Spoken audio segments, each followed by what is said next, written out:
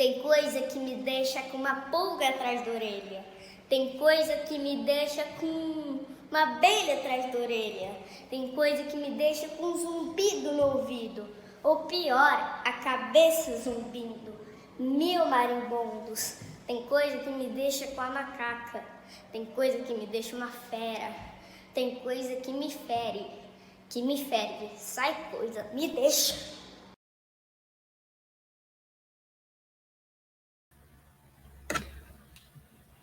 Olá, bom dia! Chegamos a mais um momento tão especial da nossa 32ª Semana da Educação, Professor Paulo Freire. Eu sou Cristina Waldstahl. Lembro-lhes que no bate-papo poderão ser postados comentários e perguntas, as quais poderão ser respondidas ao final da palestra. Também será postado o link do formulário de presença e de avaliação. Lembrem também de participar da nossa onda literária.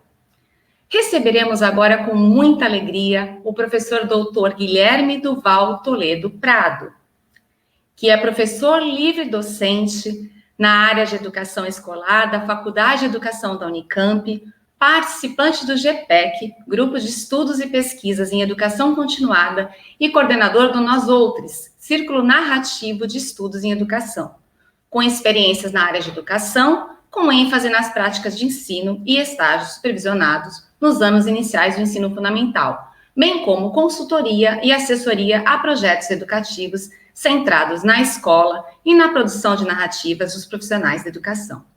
E é justamente sobre isso que ele irá conversar conosco nesta manhã. Narrativas de profissionais da educação no cotidiano da escola pública. Potências singulares, saberes plurais. Seja muito bem-vindo, professor Guilherme. Muito obrigado, Cristina. Muito obrigado a todas e a todos, né, que fizeram o convite, estão na equipe de transmissão aí desse evento tão bonito, né, essa 32ª Semana de Educação, professor Paulo Freire, né. Queria agradecer muito a oportunidade e espero que possamos ter um bom trabalho aqui juntos, né, e agradeço a sua apresentação. Imagina. E, fundamentalmente, eu também agradeço a equipe que está dando apoio, né, as meninas aí, que tão gentilmente já nos deram algumas indicações de como proceder para a gente poder fazer um bom trabalho aqui com vocês. Com certeza. Então, vamos lá. Antes de mais nada, né, queria dar início à apresentação. Para evitar qualquer problema, eu vou fechar a minha câmera, porque o sinal aqui onde eu estou está um pouco fraco, e eu gostaria que vocês me ouvissem. Então, eventualmente, se tem um probleminha, as meninas vão me avisar, né, se a coisa não está rolando bem. Então, para dar início a essa indicação, né, o título da semana, Percursos Significativos em Tempos Singulares, né, um oceano de possibilidades, já deu a oportunidade de pensar com bastante carinho, né, o que poderia conversar um pouco com vocês, com as professoras, os professores e os profissionais da escola. Pode passar, por favor. O título, né, que eu optei por trabalhar chama Narrativas dos profissionais da educação cotidiana pública. Já passou, professor? O slide? Aqui eu ainda continuo. Obrigado. E eu tomei, né, desse título, né, Narrativa de Profissionais da Educação no Cotidiano da Escola Pública, Potências Singulares, Saberes Plurais, né, um motivo da minha fala aqui para favorecer, né, nesse oceano de possibilidades aí, a emergência, né, dessas potências singulares de cada um e de cada uma, e nessas emergências, o quanto de saberes plurais nelas estão inscritos, né? Então, para continuar aqui, eu queria partir, claro, né, de uma fala do professor Paulo Freire, no livro Como Prática de Verdade. As ações do homem na realidade, resultantes de estar com ela e de estar nela, pelos atos de criação, recriação e decisão, vai ele dinamizando o seu mundo, vai dominando a realidade, vai humanizando-a, vai acrescentando a ela algo de que ele mesmo é o fazedor, faz cultura. E o fará melhor toda vez que, integrando-se ao espírito delas, se apropria de seus temas fundamentais e essas suas tarefas concretas. Está ali no livro Paulo Freire, né, do professor Paulo Freire, Educação com Prática de Liberdade, de 1967.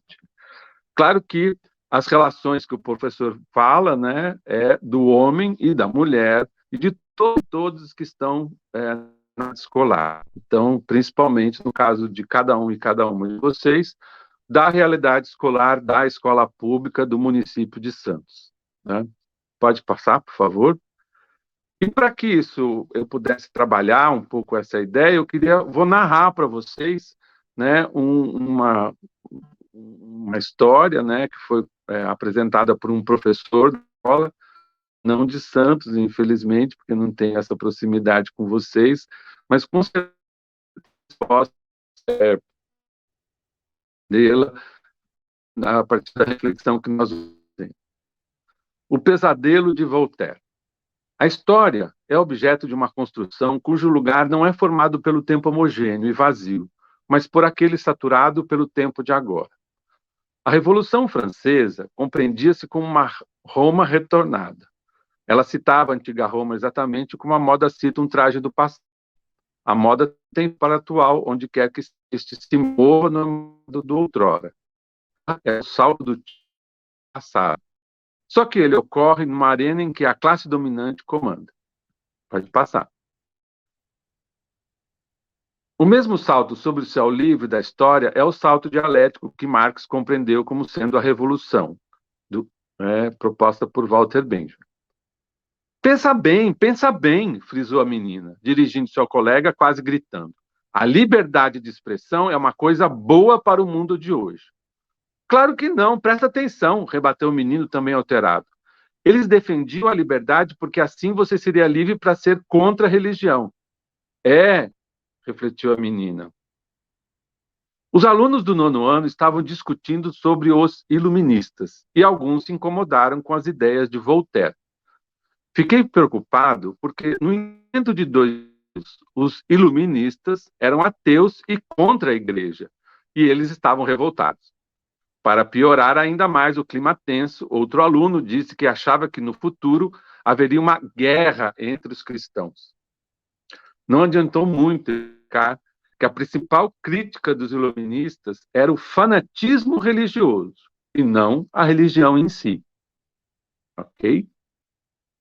Professor, eu vi na internet que os iluministas viviam em sociedades secretas.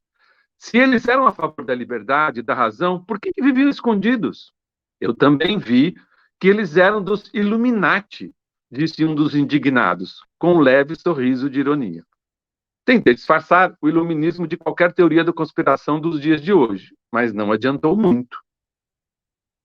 Eles eram contraditórios, diziam que eram a favor da liberdade de expressão, mas queriam que os pensadores governassem o mundo. Continuou o primeiro, insistindo na perseguição aos iluministas. Bem que tentei, mas não consegui evitar que os dois, quase enfurecidos, dessem um salto até o passado e povoassem de medo, na penumbra daqueles tempos revolucionários, o sonho de futuro de Voltaire, que acordou em sobressalto, trêmulo e orientado. Acordamos de um pesadelo. Pereira, 2014.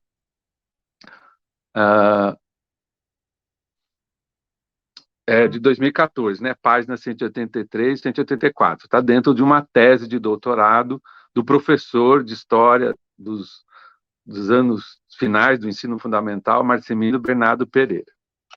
Ok? Então, essa prática que o professor trabalhou é inovadora, né? A partir daquilo que o autor chamado Racière trouxe no livro Ignorante, em que ele retrata, né, a vida de um professor chamado Jacotot, podemos pensar, né, o que a gente vê nessa história? O que a gente pensa com o que a gente está vendo dessa história? E o que a gente pode fazer com o que pensa e vê nessa história? Né? Então, eu queria apresentar para vocês uma pequena reflexão que a gente tira dessa história a partir do momento em que o professor Marcelino, porque fez um registro em sala de aula, porque narrou, né, de uma perspectiva de um professor de história, aquilo que aconteceu na aula, ele começou a pensar o registro. Esse registro, a gente tendo acesso, pode pensar muitas coisas com ele. Vamos lá, pode passar. Esse professor, acho que você pulou um, isso.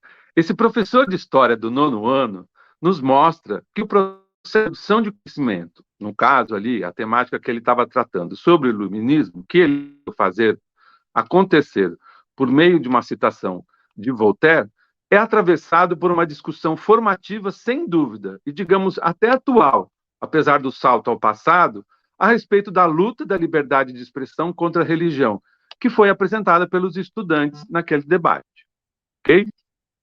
Os estudantes, né, produzem uma compreensão sobre o conteúdo apresentado. E também, nessa apresentação, eles o acessam por meio da internet, o que não é controlado pelo professor.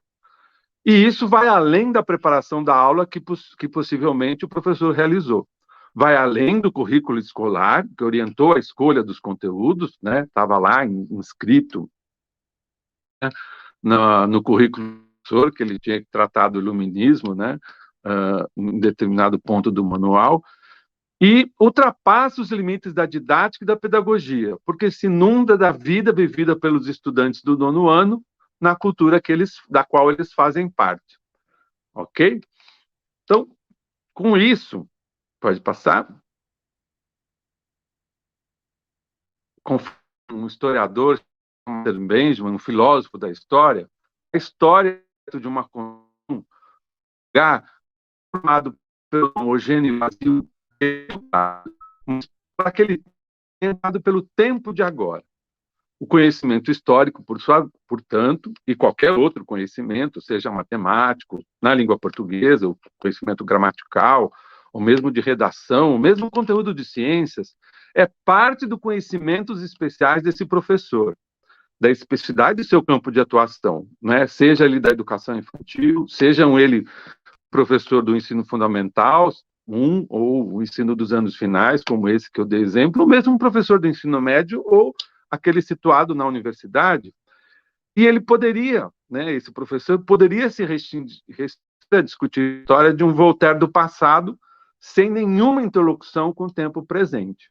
No entanto, pode passar, ao escutar as conversas, ele não se deixou assustar, e apesar de tentar, não conseguiu evitar que os alunos quase que brigassem, posicionando-se contra a liberdade de expressão a partir do texto apresentado por Voltaire e na temática do iluminismo. As interpretações dos estudantes, então, elas estão carregadas de confusões construídas a partir de informações, fragmentos, e eles se exaltam por isso. E o professor, mesmo com o domínio conceitual, não consegue evitar as tessituras que os alunos produzem. Elas acontecem independente do professor. E aí, o que é importante é esse diálogo com que o professor passa a construir a sua compreensão, né? Narrando a experiência, então, o professor nos ajuda a perceber o quanto as relações entre aula, o conhecimento dele, o conhecimento dos alunos, estão embrincados com questões outras que nem sempre consideramos na nossa preparação de aula.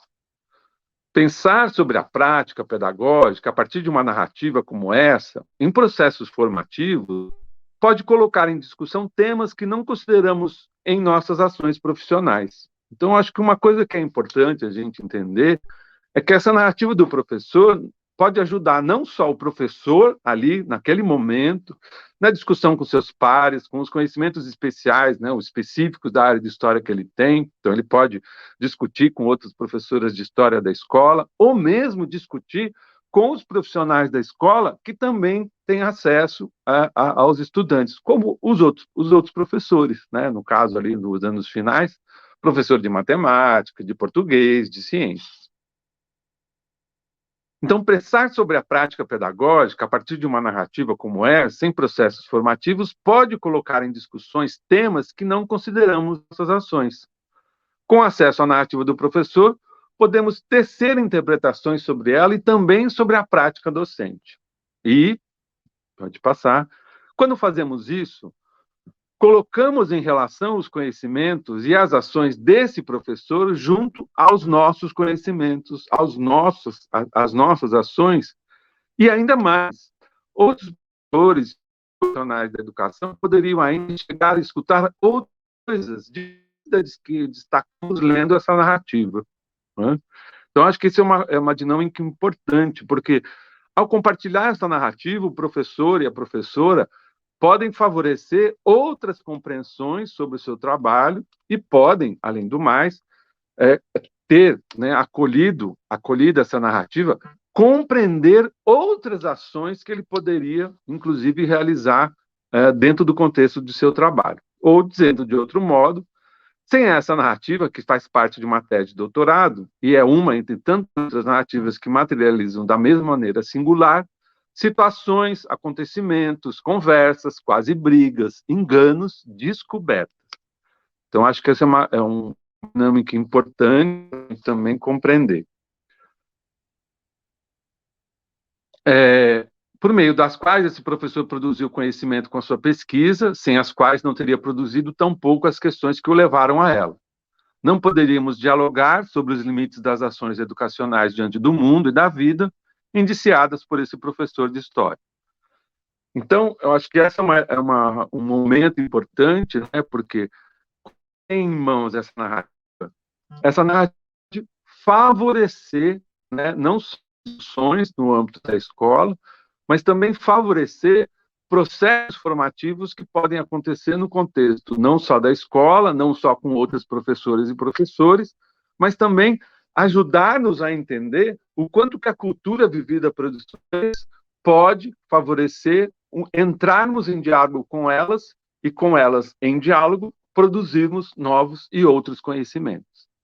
Então, sem dúvida nenhuma, são narrativas formativas não só para os outros professores e professoras, mas também para formadores de professores e para outros profissionais da educação, no caso da escola, como os coordenadores pedagógicos, os orientadores educacionais, a direção da escola, que não precisa só se preocupar com os aspectos administrativos, mas também se preocupa com aspectos pedagógicos, e, consequentemente, a todos aqueles profissionais da escola que podem favorecer, na compreensão da cultura dos estudantes, a construção de um diálogo potente com a cultura escolar e até com os novos conhecimentos produzidos, como tão bem o estudante apresentou no início, antes da minha fala, né? Naquela apresentação que ele fez daquele poema. Com a narrativa, que é conosco partilhada, é possível participar da conversa, tecer outros desfechos sobre o mesmo fato e com uma visão de futuro outra, na tentativa de construir outros presentes na prática de outros professores de história, mas também de professores de português, de matemática, de química, do ensino fundamental, da educação infantil, da coordenação pedagógica e da direção, como eu falei anteriormente. Vamos lá? A singularidade de cada indivíduo em suas relações sociais, o exercício de autonomia que a autoria docente provê e torna evidente, a diversidade dessas relações é potencial para produzir conhecimento sobre o cotidiano. São alguns dos temas que surgem e podem ser desenvolvidos, sistematizados, estendidos, ampliados, aprofundados e mesmo até alterados a partir do compartilhamento por meio das narrativas pedagógicas produzidas a partir do cotidiano escolar e da escola pública. Então, acho que esse é um importante momento, né, que as narrativas promovem, usem, possibilitam, né, que é a narrativa singular de um professor, né, na escola, seja na educação infantil, no ensino fundamental, nos anos iniciais, seja narrativas que são construídas também na relação com os professores, com os seus pares e outros profissionais da educação. E esses temas que surgem, né, ao serem ampliados, discutidos e aprofundados, eles não só podem tornar-se novas narrativas, mas também podem orientar o trabalho com as narrativas e a partir delas. Pode passar, por favor. E é isso que, de uma certa maneira, a gente não pode deixar de esquecer. As narrativas que nós, professores e profissionais da educação, produzimos são a favor de alunos como esse, que nos apresentou esse poema e que fazem parte do cotidiano da sala de aula, em novas práticas pedagógicas, em novas organizações. A gente não pode perder de vista isso. Pode passar.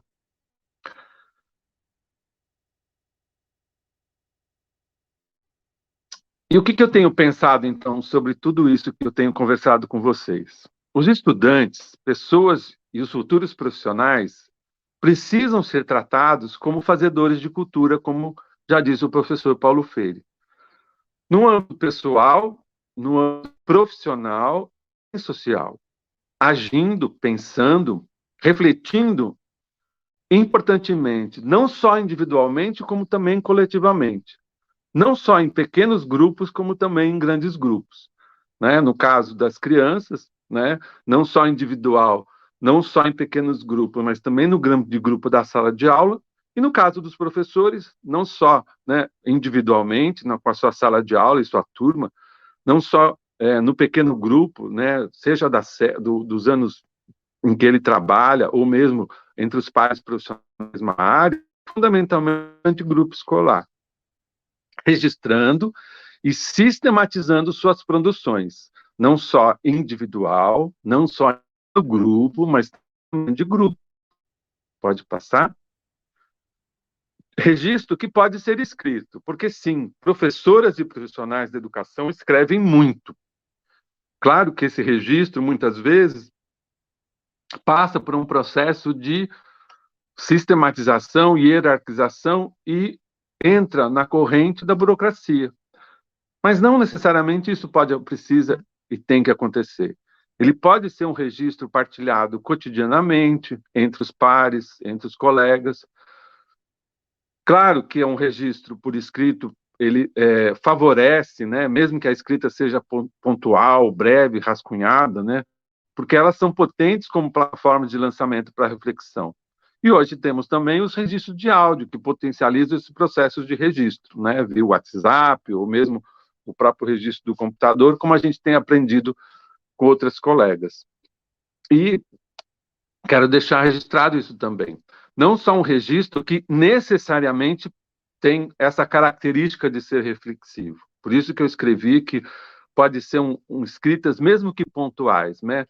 Mas o que elas precisam acontecer elas precisam ser, ao serem registradas pontualmente, né, mesmo que seja um pequeno rascunho ou apontamentos de áudio, que depois a gente precisa, né, tirar do áudio para que ele permaneça em algum suporte escrito, mesmo que seja no computador, esses registros, né, essas escritas pontuais que vão passar o processo de produção, né, narrativa e, consequentemente, favorecer a partilha e a reflexão coletiva. Ok? Pode passar. O que eu tenho feito? Então, eu tenho radicalizado, no meu caso, enquanto professor da universidade, né, eu tenho radicalizado o uso dos instrumentos, não só dos pensamentos prático-teóricos propostos por Freire e Freinet, para a construção dos encontros entre fazedores de cultura e produtores de teoria pedagógica pessoal, no caso, porque eu sou professor da Faculdade de Educação da Unicamp e trabalho com a formação de professores, né? Mas, fundamentalmente, né, registros e instrumentos que favoreçam, né, a ação individual coletiva e que favoreçam a partilha, sempre uma partilha solidária de construção de conhecimentos. Pode passar, por favor?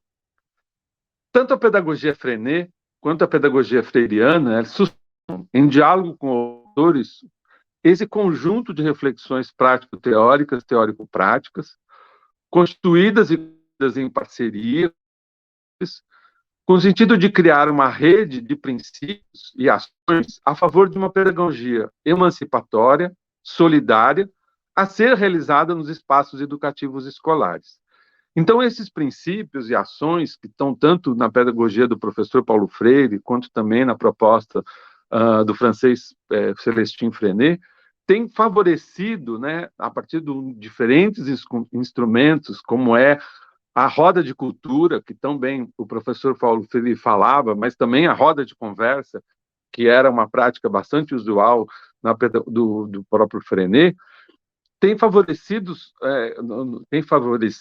a gente compreender o quão é importante, né, com os estudantes, né, no diálogo com as suas culturas, construir um conhecimento que dialoga, que coloca em questão, que coloca em dúvida, inclusive mesmo que esteja errado, para que a gente possa conversar sobre o tema, conversar sobre o assunto, coisa tão bem que o Marcemino fez ali naquela ativa, quando tomando apontamentos a Conroy. O que isso favorece? É que nesses espaços educativos escolares, conseguimos construir conhecimento a partir da relação com os estudantes e, consequentemente, nessa construção de conhecimentos, compreender, né, a cultura do estudante em diálogo com o embate, né, em diálogo com o confronto com a cultura escolar apresentada, no caso nosso, né, pelos professores e professores das escolas. Mas, fundamentalmente, compreender também na dinâmica estabelecida em cada escola pública, em cada dinâmica, né, organizacional da escola, como que o trabalho organizado pelas professoras e professores, a partir, né, do diálogo com as culturas estudantis, vai favorecer a sua compreensão, a construção de conhecimentos, né, em que o passado, no caso daquele professor de história, dialoga com as questões do presente e, consequentemente, favorece, né, a construção de vários conhecimentos e que podem gerar apresentações tão bonitas, apresentações tão marcadas, como aquela que me antecedeu, daquele estudante da Escola Pública de Santos. Pode passar, por favor? Como disse o mestre Paulo Freire, em Educação como Prática da Liberdade, só assim se vai o trabalho da formação. A palavra seja compreendida pelo homem na sua justa significação, como uma força de transformação do mundo. Só assim a alfabetização tem sentido. Se a gente pensar, então, no trabalho que o professor Marcelino teve ali, a gente pode pensar assim: só assim nos parece válido o trabalho da formação proposto pelo professor, em que a palavra seja compreendida pelo estudante ou pelos estudantes na sua justa significação, como uma força de transformação do mundo. A indignação dos estudantes com aquilo que eles compreenderam na fala de Voltaire, ainda que tivesse uma interpretação equivocada, dado, né, do passado na relação com o favorece, né, a compreensão pelos estudantes da ideia de liberdade de expressão. E aí a gente pode dizer, só assim a formação tem sentido. Na medida em que o homem, a mulher, o estudante, embora analfabeto, descobrindo a relatividade da ignorância e da sabedoria, retiram dos fundamentos para sua manipulação pelas falsas elites. Eu acho que essa força que o professor Paulo Freire nos apresenta é muito importante, né? Pode passar. Só assim a alfabetização tem sentido, né? Só assim a formação dos estudantes nas escolas tem sentido. Na medida em que, implicando em todo este esforço de reflexão do homem e do estudante sobre si e sobre o mundo em que está, né, ali naquele momento, naquele embate entre uma cultura do passado, né, e aquilo que o estudante viu pela internet, aquilo que ele pensou ser a verdade da liberdade de expressão, e que o professor também começou, né, a debater, é só ali, né, que o faz descobrir que o mundo é seu também, que o seu trabalho de interpretação, o seu trabalho de dizer aquilo que pensa, né, num lugar acolhedor como é o ambiente escolar, um ambiente da escola pública que provê daquele estudante não só um tempo para fazer isso, não só condições, oferecendo merenda, não só oferecendo também um espaço, né, como o recreio, como a entrada e a saída, em que também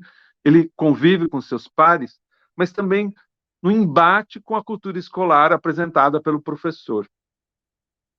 É só ali, né, em que ele vê que seu trabalho não é a pena que paga por ser homem, mas um modo de amar e ajudar o mundo a ser melhor. O que o professor viveu e nos deu a oportunidade de conhecer mais intensamente.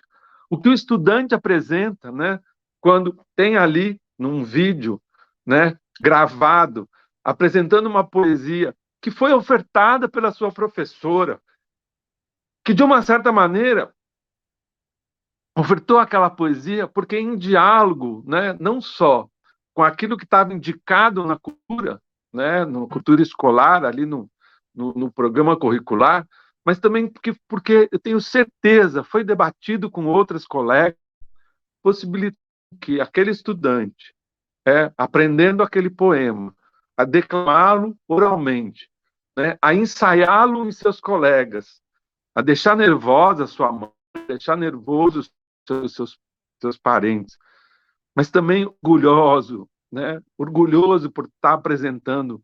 Claro que ali é uma oportunidade de um, mas esse um, eu tenho certeza, não foi sozinho.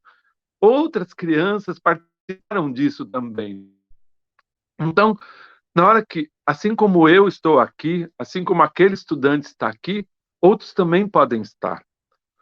E esse é o jeito que o Dr. Paulo Freire também insistiu em continuar trabalhando. Um modo de ajudar o mundo, mas com uma amorosidade significativa, potente, intensa. Pode passar.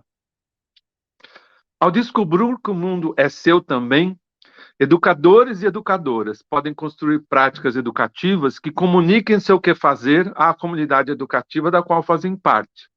Os pais, os responsáveis pelos estudantes, fazendo dessa comunidade mais uma parceria nos educacionais, cada um é responsável e comprometido. Escrever narrativas, registrá-las, comunicá-las entre seus pares, né, nas diferentes reuniões, é potente também para que essas narrativas façam parte, né, do repertório, do portfólio de cada professor e cada professora, de cada profissional da educação que na escola faz parte, e isso ser comunicado entre os pares, isso ser comunicado para a comunidade, e isso poder fazer parte, né, de uma comunicação mais intensa com os pais, como também aprendemos nessa situação pandêmica. A força das professoras e dos professores das escolas, os profissionais da educação que ali estiveram no ano de 2020 e 2021, se fez sentida principalmente porque elas se mobilizaram a entrar em relação com um vínculo fundamental com a comunidade da qual fazem parte. E queria deixar muito bem registrado. O que as professoras e os professores podem narrar, né, em suas narrativas é potente porque conta um pouco da história, das situações vividas nesse tempo tão difícil, e que tem mostrado o quão cada um e cada uma é responsável e comprometida pelo trabalho pedagógico que realiza. Pode passar, por favor? Eu deixo aí, né, para as colegas um conjunto de referências, né, para poder ajudar a pensar o trabalho pedagógico, né, principalmente a tese de doutorado do professor Marcelino Bernardo Pereira. Pode passar. E, como disse o poeta Manuel de Barros, tudo que os livros me ensinassem, os espinheiros já me ensinaram. Tudo que nos livros aprendesse, nas fontes eu aprendera. O saber não vem das fontes? Não tem fonte mais importante do trabalho profissional da educação do que as professoras, os professores e os profissionais da escola, ao narrarem, compartilhar suas narrativas para que cada um e cada uma da comunidade escolar da qual fazem parte possam conhecer a força e o comprometimento responsável do trabalho realizado. Acho que esse é o último. Tem mais um? Muito obrigado pela atenção. Espero que com isso possamos ter uma boa conversa, continuar esse diálogo rico e potente, construído em parceria com professores e profissionais da escola. Vamos lá? Muito obrigado, gente.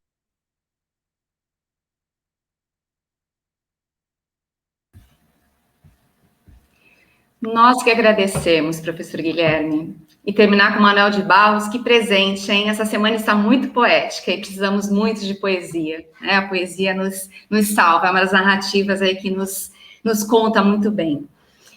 Obrigada, mesmo com as questões do áudio, a gente conseguiu aí partilhar e ouvir as suas narrativas. Temos algumas perguntas no chat. Lembramos que podem continuar sendo feitas as perguntas no chat, porque a gente vai acompanhando e vai postando. Vou começar com uma justamente aí da participação dos profissionais da educação, que comenta o seguinte: esta proposta dialógica de construção de conhecimento coletiva, perdão, eu me coloquei duas aqui, gente, coisas do ao vivo, tá? Desculpe. Tem tudo a ver com a pandemia também.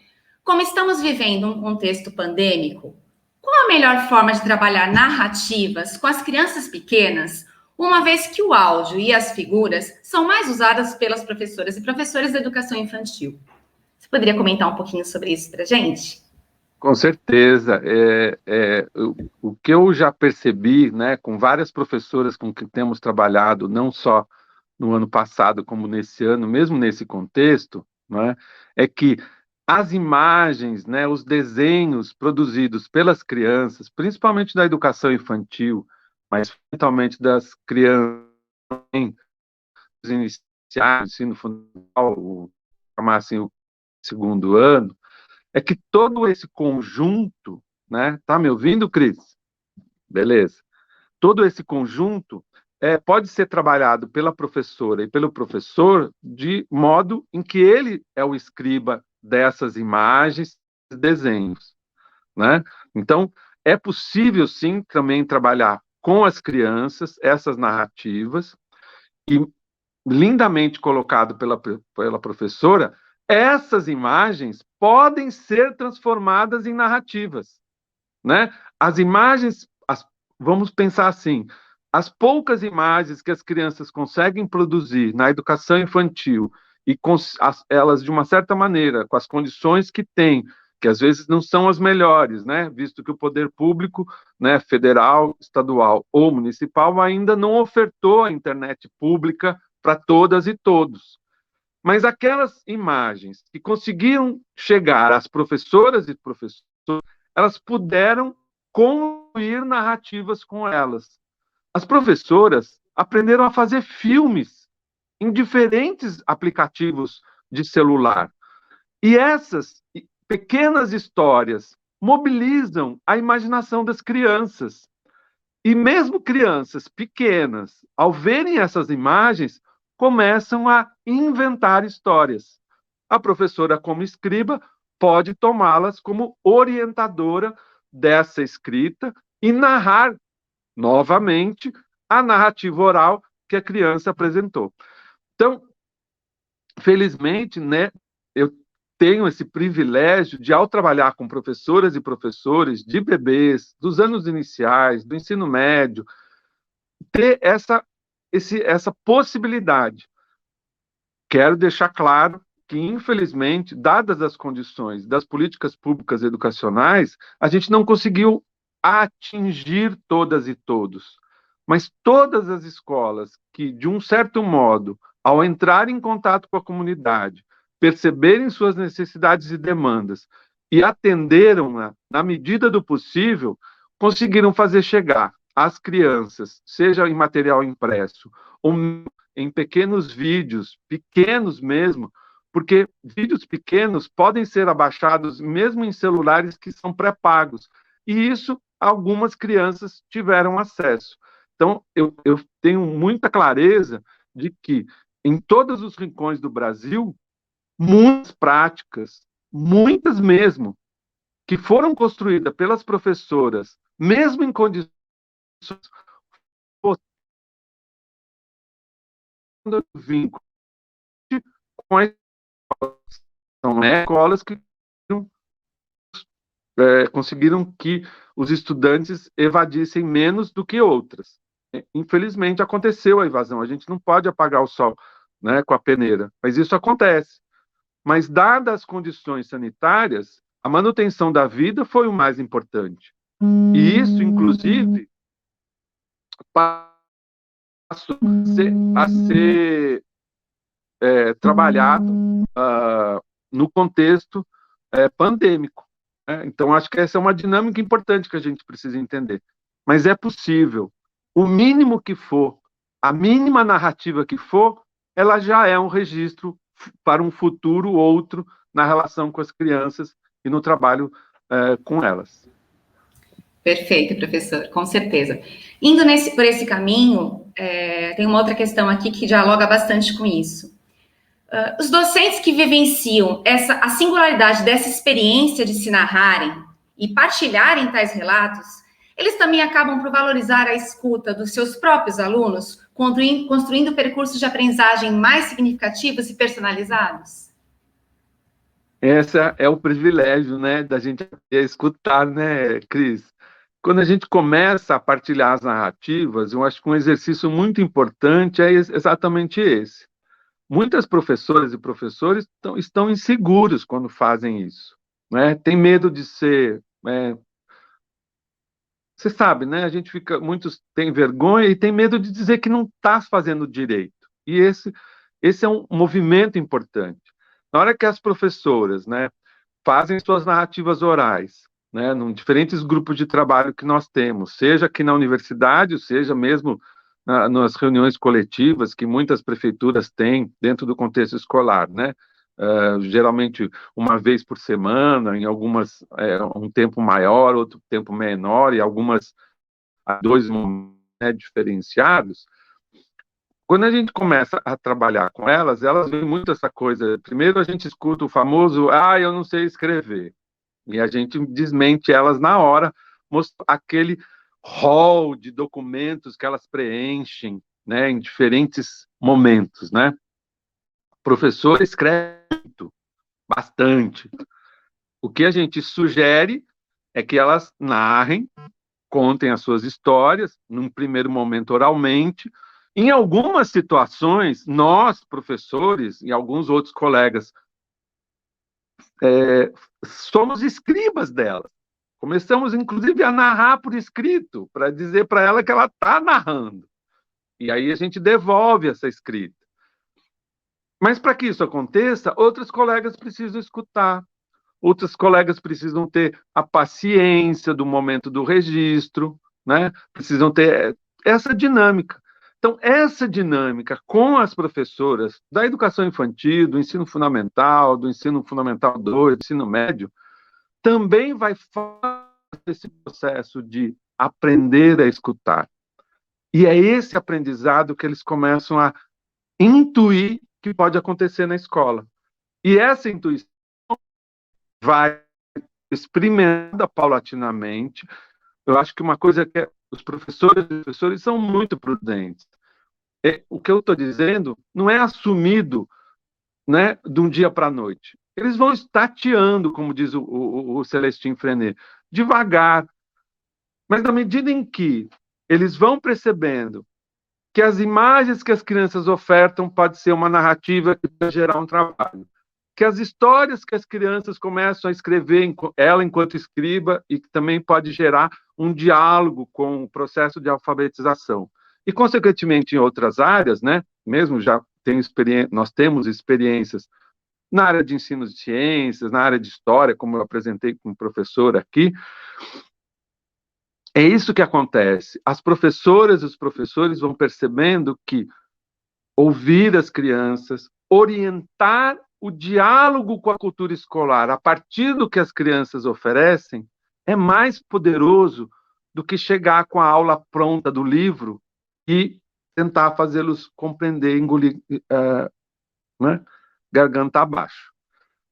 Então, estar com as crianças, ouvir suas narrativas, saber que é importante ensinar, né? Acho que isso eu quero deixar muito bem registrado. O trabalho do professor e do professor, o trabalho da escola é ensinar. É uma educação escolar em que o conhecimento da humanidade precisa ser trabalhado, mas não pode ser trabalhado de ontem para hoje. É o hoje que faz nos olhar o ontem para mirar o futuro, né? E esse mirar toda vez aparece na poesia do professor Minha Couto, professor de ciências que virou poeta, não é? Então, vamos lá. Perfeito, que ontem, né, a gente estava conversando aqui, ontem fez a palestra de abertura, trouxe bem isso mesmo. E como o Manuel de Barros, que o senhor também citou na sua apresentação, beber das fontes. E as fontes na educação são os nossos alunos, são as crianças, os adolescentes, no ensino superior são os adultos. Aproveitando também aí o gancho, professor, o senhor falou muito, né, Freire já falava sobre isso, e todos os pedagogos que realmente se preocupam com isso, sobre a amorosidade potente, sobre o papel do afeto. Queria que você comentasse um pouquinho sobre isso. Qual é o valor, que é fundamental, a gente sabe, mas de que forma ele age, tanto na construção e na escuta dessas narrativas dos profissionais e das profissionais, mas também na escuta dos alunos, por favor. Então, uma coisa, essa dinâmica amorosa, né, que tão bem o Paulo Freire colocava, e alguns outros autores também colocam muito fortemente, né, eu citei dois, particularmente, né, o Walter Benjamin e o Mikhail Bakhtin, que são autores de referência da filosofia da história, o Walter Benjamin, e da filosofia da linguagem, o Mikhail Bakhtin, mas esse filósofo, né, educador do Paulo Freire, também citava. E essa amorosidade, ela não está fora do compromisso educacional, do compromisso de trabalho do educador e da educadora, que ele assume ao querer ser professor da escola pública. Ao querer ser professor da escola, todo professor estabelece um afeto, né? Eu, professor, vou falar do meu lugar, eu quero ser professor da escola, e eu quero servir o público. Então, eu faço um concurso, entro na dinâmica e entro numa escola. O sistema, ele também precisa acolher bem a professora e o professor. Ele também tem que acolher o diretor e a diretora, né? E quanto mais ativamente, né, melhor dizendo, como esse afeto amoroso, né, de acolhimento, né, que o professor Paulo Freire nos ensinava, mais potente é essa possibilidade de eu ser quem eu sou na escola, mas ser quem eu sou na relação com os estudantes. E é por isso que é importante ouvir. Eu quero ensinar, mas infelizmente todas as teorias já nos mostram, desde a psicologia até a sociologia, todas essas áreas mostram que é o sujeito que aprende. O ensino, eu apresento possibilidades, mas é o sujeito que aprende. E o professor Paulo Freire disse claramente isso. Mas ele não aprende sozinho. É sempre em diálogo, é sempre em relação, e essa relação afetivamente construída, o que não quer dizer descompromissada, né? Eu preciso ensinar não só o conteúdo escolar, não só o conteúdo escolar, a qual está inscrito em minha cultura pessoal e profissional, mas eu preciso ensiná-lo para uma comunidade de estudantes. O compromisso também é de compreender essa cultura que afeta os estudantes, nessa cultura estabelecer quebras, pontes, atravessamentos, para que os estudantes, com a sua cultura, possa, no diálogo com a cultura escolar, construir esse conhecimento. Porque isso aconteceu comigo enquanto professor e acontece com cada um. Então, eu acho que essa dinâmica, eu vou dizer para você, Cris, uma coisa que alguns alunos que já me ouviram sabem. Durante muitos anos, como professor da universidade, eu não acreditava nisso. Eu ouvia as palavras do professor Paulo Freire, porque tive esse privilégio, lia sobre elas, mas não levava a afetividade como um componente importante para o estabelecimento de uma boa relação pedagógica. Vou dizer para você, faz 15 anos atrás que eu descobri isso, né? Eu já sou professor faz quase 30 anos. E isso foi muito importante para compreender que é essa afetividade, esse afetamento que nós precisamos ter na relação com os outros, o que não quer dizer que eu preciso ser bonzinho, eu preciso ser comprometido com isso, estabelecer um vínculo verdadeiro com as minhas limitações, porque eu sou humano como os estudantes são. Eu erro como os estudantes erram. Mas, a partir do momento em que eu ressignifiquei, dei outros sentidos e, consequentemente, fui colocando esses instrumentos afetivos da compreensão da produção do conhecimento, é que meus estudantes ficaram melhores porque eu também fiquei. Ouvindo as estudantes, eu fui compreendendo que elas podem, tanto quanto eu, até mais em algumas circunstâncias, pelos limites que eu tenho enquanto professor, enquanto fazendo parte de uma cultura geracional determinada, porque a gente vai envelhecendo também, as gerações vão se antecedendo, e esse é o bonito de ser professor. Com a idade que eu tenho, ouvindo hoje as playlists ofertadas pelas minhas estudantes, os vídeos que elas mandam para nós assistirmos no início da aula, nos primeiros 10 minutos, isso faz uma diferença enorme no meu trabalho, porque eu consigo compreender aonde elas estão inscritas na cultura, né, do hip-hop que elas apresentam, das canções novas, das novas músicas sertanejas, né, porque não é mais o Chitãozinho e Chororó para mim.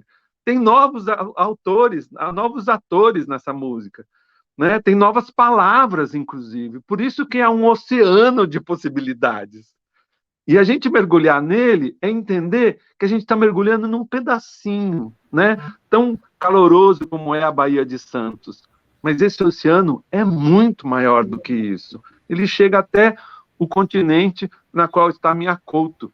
Então, é isso que a gente precisa entender também. A gente precisa também localizar esse processo de produção e compreendê-lo no contexto cultural mais amplo. Perfeito. E a escuta permite isso, a escuta possibilita. Essa escuta atenta, essa escuta afetuosa. A gente se atualiza, nosso repertório se atualiza ouvindo os nossos alunos. Isso que você comentou, né? Eles vão chegando às novas gerações, a gente conhece novas músicas, a cultura que eles vivenciam. Perfeito, senão a gente fica no que a gente aprendeu. Professor, você já contou um pouquinho, mas tem uma pergunta aqui um pouco mais pessoal, se o senhor não se importaria de compartilhar, de repente, alguma narrativa sua, pessoal, alguma história sua, ou de aluno, ou de repente, onde foi esse turning point aí seu, de que a afetividade entrou. Contar alguma narrativa sua, por gentileza. Então, eu acho que uma coisa que eu sempre conto para os alunos, quem me conhece sabe, né, que eu fui professor da escola básica um tempo, depois tive a oportunidade, ao estar fazendo mestrado, né, entrar para ser professor da Faculdade de Educação da Unicamp. Então, muitos dos momentos que eu vivi com os estudantes foram bastante marcantes em diferentes situações, né? Quando a gente opta por trabalhar com as narrativas, a gente também opta por fazer parte da vida dos estudantes, né? E quando as estudantes começam a nos mostrar, né, diferentes situações e vivências que eles têm, a gente acaba também compreendendo isso. Então, num determinado momento, né, a partir desse vínculo, eu vou compreendendo de onde que eles vêm, né? E aí um estudante que tinha, né, a mãe cozinhava, uma vez trouxe umas coisas para comer, né? E aí eu estou falando uma narrativa que está escrito, né? Eu já escrevi sobre ela. E nessa situação, né, o estudante falou: e aí, professor? Né, estava sentado, estava entrando para a sala de aula, ele mostrou a guloseima, né? E aí, professor, quer experimentar? Eu falei: com certeza. Eu fui lá, peguei, pus na boca, comi. Nossa, muito gostoso, né?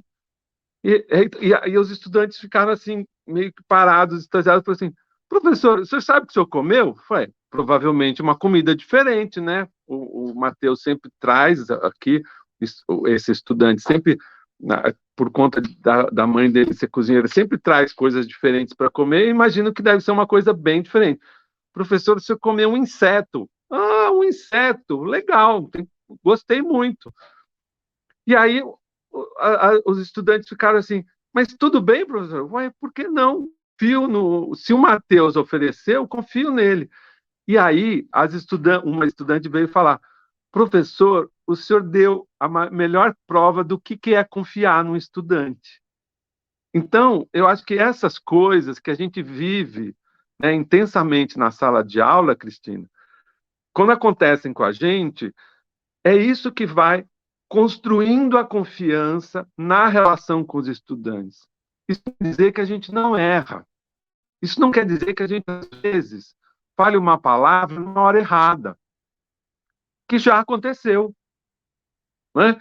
Estava lá a estudante comentando do trabalho, eu falei, eu não faria desse jeito. E ao eu não faria desse jeito, a estudante deixou de falar.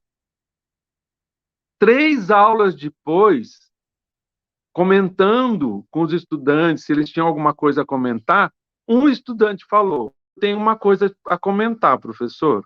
O quê? Aquilo que o senhor disse na apresentação da colega magoou ela, mas ela não quis falar para o senhor.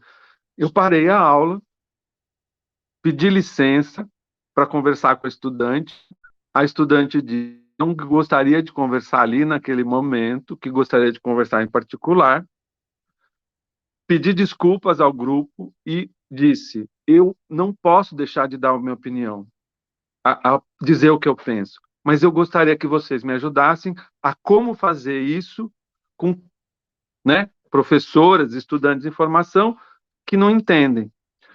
Professor, é só o senhor falar, eu não concordo, mas eu acho importante o que você está dizendo. O senhor faltou dizer a segunda frase. A gente só aprende errando, Cristina. E isso só é possível estabelecer quando a gente está numa sala de aula em que a gente cria essa conversa. A gente não é perfeito, a gente erra, a gente não tem só histórias boas para contar, a gente tem histórias ruins. A gente aprendemos com elas. Continua o trabalho, a gente precisa apoiá-lo, né? A fazer melhor, como disse o professor Paulo Freire. Perfeito. Só num ambiente de confiança que a gente se permite errar e permite que justamente o outro colega fale, né? Perfeito, isso. Perfeito. Muito obrigada pela confiança em partilhar. Imagina, prazer. Há muitos comentários no chat, todos eles agradecendo e valorizando essa questão da importância do vínculo. Foi falado aqui sobre a educação de jovens e adultos, que Freire também aí nos partilhou toda a experiência, né, e toda a proposta dele, como essa importância da narrativa, da escuta na educação de jovens e adultos é valiosa. Nossa, muito. Tem uma outra questão aqui que a gente gostaria de partilhar com você, para continuar nesse nosso diálogo. Pelo seu relato, até pelas coisas que você acabou nessa história que você acabou de nos partilhar, nessa narrativa, nesse espaço de partilha, há um grande poder também no que a gente não sabe ainda. Isso. Né? E até mais, talvez mais potente no que a gente já sabe. Qual é o espaço, qual é o papel criativo dessas dúvidas, né? Desse espaço de preenchimento com o outro, nesse processo criativo da partilha? Então, o que a gente, de uma certa maneira, vai aprendendo, como acho que muito bem colocou, né? Os processos avaliativos, né? Eles precisam incorporar esse ainda não sei. É isso mesmo. Acho que é muito importante isso, né? A professora Maria Tereza Esteban discute muito bem essa questão da avaliação como uma indicação do que eu ainda não sei, né? Então, isso acontece para as professoras e professores, né? E acontece também com os estudantes no processo de trabalho. Uma experiência que nós temos, né? Desculpe, num processo de trabalho que nós tivemos numa escola, que hoje é uma escola de educação integral, é que os professores, né, em diferentes momentos, eles têm aqueles embates com os estudantes devido ao querer passar o conteúdo, né? Sempre tem esse problema, né? Então, no caso ali, era um professor de matemática que queria passar o conteúdo e não estava conseguindo, não estava obtendo êxito. Enquanto nós fomos compreendendo o modo de trabalho do professor e esse professor, que tinha um grupo de alunos, que consequentemente era um grupo de alunos que já havia passado por outros professores, o que nós fizemos foi criar condições que outros professores também estivessem com ele. E ele, ao apresentar o seu problema, teve, né, a partir da visão de diferentes professores, coisas que ele não enxergava com aquilo que ele estava fazendo. O que esse professor aprendeu? Não aprendeu sozinho. Ele disse, eu não sei fazer isso. E ao dizer eu não sei, outras professoras se dispuseram a fazer com ele. Isso não é vergonha.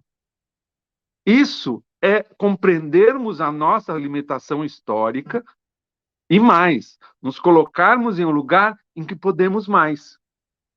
Com a participação esporádica de uma ou duas professoras, né, naquele tempo de aula que o professor tinha, durante um período, elas o ajudaram a ver o que ele não via.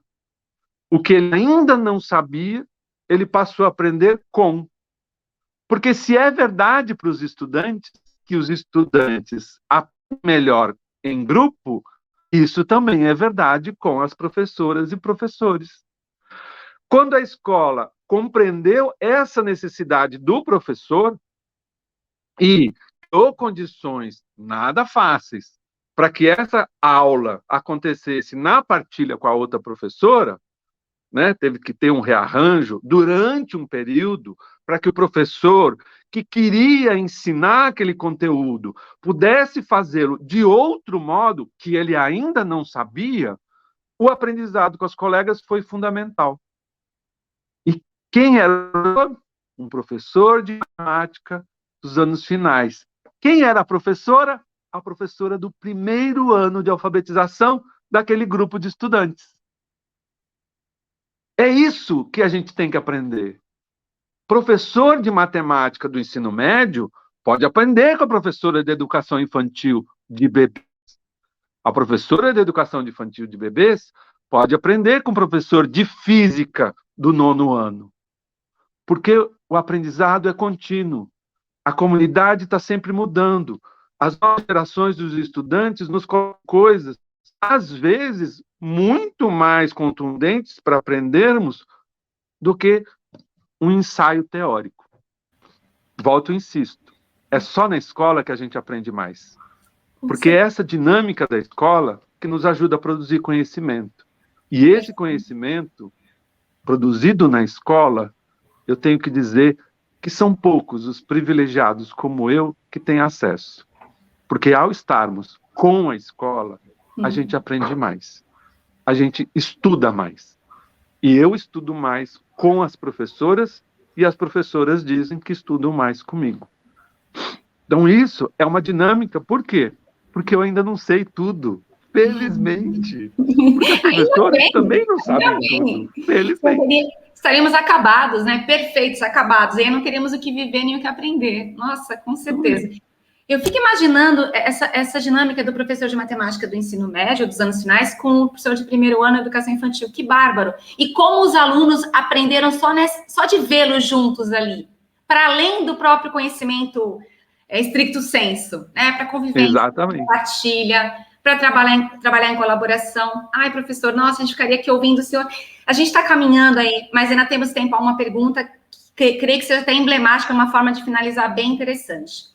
Legal. Nos textos, e aqui na sua fala mesmo, você acabou de dizer, né, que a escola é o lugar em que se aprende, mas um dos seus textos, você comenta muito interessante, que é muito importante ouvir a narrativa dos profissionais, porque eles é que legitimam e são a escola, mas principalmente a escola como instituição que aprende. Isso é muito forte, é muito potente. A gente costuma pensar em escola como lugar que ensina, e não como um lugar potente de aprender.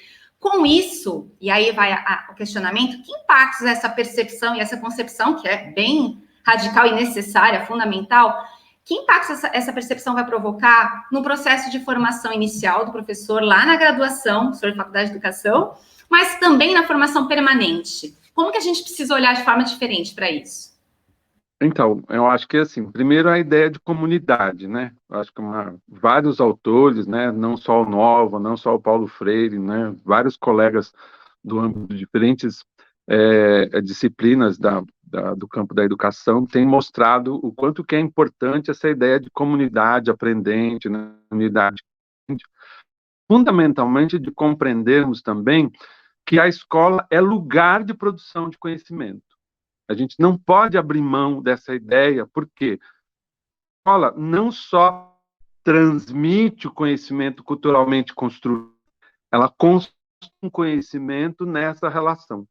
Então, aquilo que o estudante apresentou não é uma poesia que já foi, é uma experiência singular de um estudante da escola pública, de um determinado ano, apresentando o seu modo único, singular, daquela poesia, e que foi produto do trabalho da professora, dos professores, de um certo grupo. Quando a gente entende que aquela declamação oral, num determinado contexto, é produto de um conhecimento, ok? Essa ideia é potente para compreendermos a escola enquanto essa instituição potente, que também, além de ensinar, aprende. O que é importante? A gente não apagar. É que cada profissional, cada pessoa que constrói a organização do trabalho na escola, desde o porteiro até a diretora, passando pela servente, pela cozinheira, pelas professoras, pelos diferentes sujeitos em parte ali, eles estão indo a história daquela única e exclusiva, pontual, singular escola daquele lugar. O nome da escola precisa ser aprendido por todas e todos, né? O fato daquela escola estar na comunidade, ter um determinado tempo. Então, se todo esse conjunto de conhecimentos, né, vai sendo construído na relação com as crianças, e a cada nova geração isso vai sendo atualizado, aprimorado, registrado, e cada sujeito ali da escola fica inscrito com a conjunto de conhecimento e vista a escola mostrando a sua importância para a comunidade, e a comunidade vai mostrando a importância da comunidade escolar. Quando eu tive a oportunidade de fazer um estudo em Portugal, e principalmente numa cidade chamada, qual não foi a alegria em ver que, vocês sabem, né, o azulejo, o ladrilho, né, é uma coisa bastante característica dos portugueses, dos mouros, né, isso, a fachada escolar, né, desculpe, a fachada das casas, né, o azulejo tem as características. É uma surpresa em ver que em diversos lugares tinha um azulejo produzido por uma turma, um determinado escola. Está dado de cada estudante, né, de cada família que passa pela escola. Cada pai que passava ali dizia: isso aqui tem as mãos do meu filho.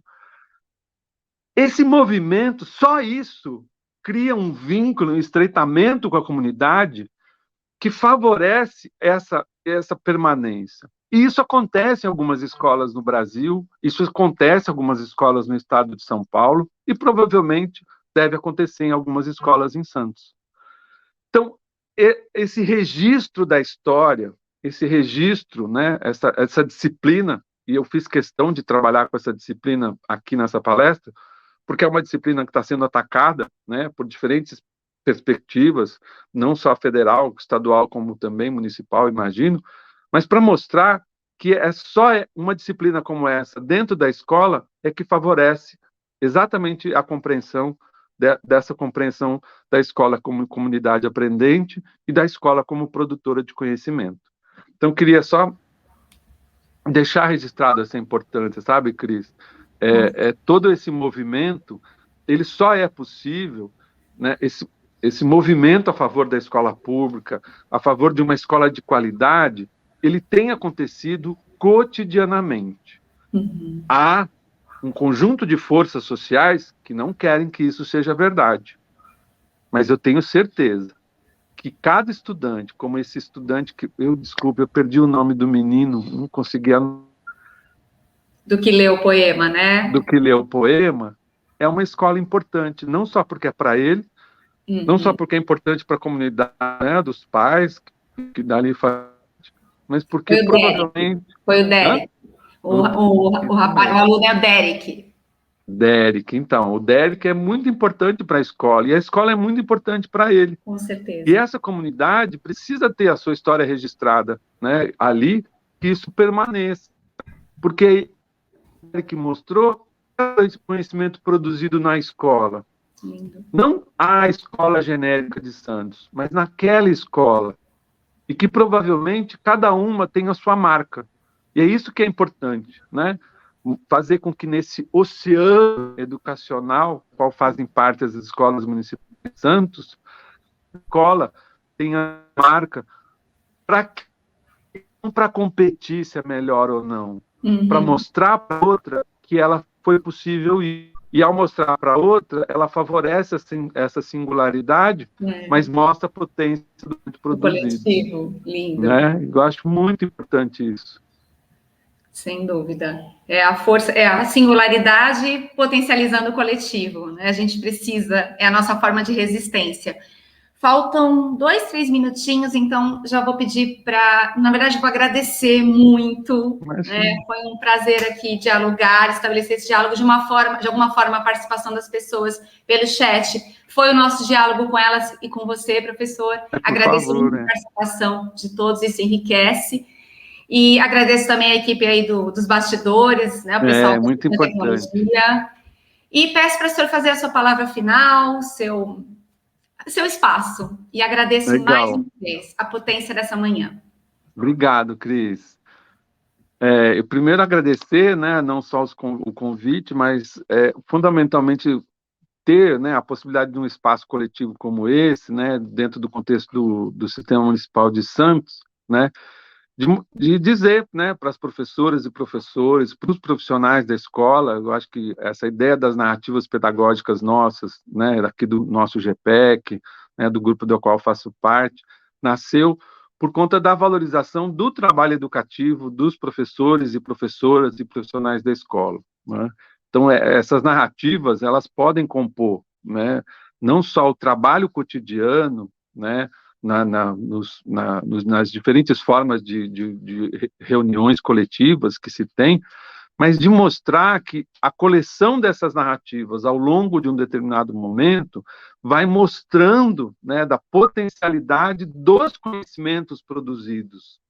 E esses conhecimentos produzidos, ao serem partilhados em semanas como essa, né, de uma certa maneira, no diálogo com as universidades, né, no caso aí de Santos, tem a Unimes, a Unifesp, diferentes universidades, isso pode potencializar, né, uma construção mais fortalecida e favorecer, né, a criação de condições de trabalho para as professoras e os profissionais da escola, né, da construção da organização do trabalho que favoreça aquela dinâmica escolar, né, e do comprometimento, né, do poder público, atenção, mas também com a manutenção de condições que favoreçam em diferentes momentos essa partilha coletiva, né, numa feira de ciências da escola, né, de uma partilha de uma feira literária com a comunidade, porque eu acho que isso é fundamental, é mostrar que a escola, né, que não só recebe os estudantes, produz conhecimento com eles, e isso pode ser partilhado e favorecer a construção e a ampliação da cultura, não só dos estudantes que estão ali, mas também da comunidade da qual ela está servindo, porque eu acho que isso é muito importante no contexto de um sistema público, como é o caso de Santos, e o contexto público na qual eu, professor da Universidade Estadual de Campinas, também trabalho. Acho que é fundamental a gente ter essa oportunidade, como vocês estão propiciando. Queria agradecer muito a oportunidade. Muito obrigado. Nós que agradecemos muito. Muito obrigada mesmo. Aproveito para convidar todos para depois acessarem aí o link da Onda Literária. Haverá conversas com autores, livros. Então, é sempre mais uma oportunidade. Como o professor falou, mais uma comunidade, mais um espaço. Muito obrigada, professor. Obrigado a vocês. Nos encontramos à tarde aqui também. Com certeza. Estou aí de volta. Obrigada. Tchau, tchau. Tchau.